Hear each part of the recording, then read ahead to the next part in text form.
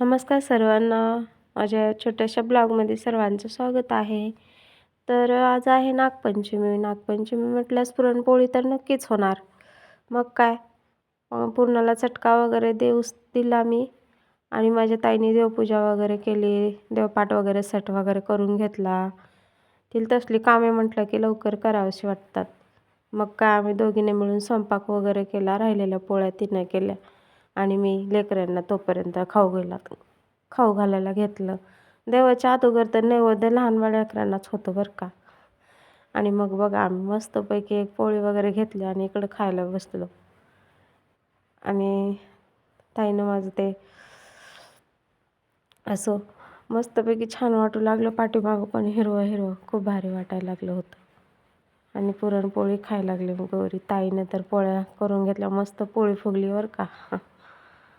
आणि मग आम्ही सगळं आवरलं, वारुळाच्या पूजेला गेलो. मग तिथे गेल्यास ताईने माझा एक छान व्हिडिओ काढला देवसोबत मस्तच. छोटी मम्मी मोठी मम्मी म्हणत होती. मॅचिंग झालं होतं. म्हटलं एक व्हिडिओ घे बरं आमचा दोघींचा. अच्छा, मुद्दाम नाही, पण असंच मॅचिंग झालो आम्ही दोघीजणी. आणि देऊला लईच उल्हास. गंध लावायचं म्हटलं की गंध लाव, बांगड्या घालायचं म्हटलं की बांगड्या घाल. सगळ्या गोष्टीला पुढे होते लगेच. आणि मग आम्ही सगळं झाल्याच्यानंतर जेवायच्या तयारीला लागलो. माझ्या ताईने मस्त पत्रवाळी करून घेतली जेवण्यासाठी. आणि मग काय, जेवायला तर वेळ झाला होता. पुरणाचा स्वयंपाक म्हटल्यावर खूप टाईम लागतो.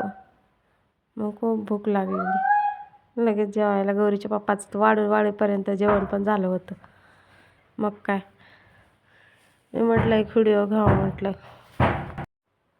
मग मी पण बसले जेवायला आणि जेवण वगैरे पूर्ण झालं. थोडंसं आराम वगैरे केला आणि मग गेलो आम्ही झोका खेळायला. बघा, दोघी मॅचिंग खूप छान दिसत होत्या.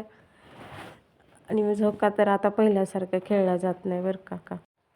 पहिलं खूप चढवायचं वगैरे, पण आता नाही जमत. लग्न झाल्यास म्हटल्यावर काय, 7 किलोमीटर पहिले शाळेत वगैरे पण चालायचो, पण आता नाही जमत. आणि झोका पण नाही जमत तसंच पहिल्यासारखं. 2 दिवस कुठे गेले कळालंच नाही. चलो बाय.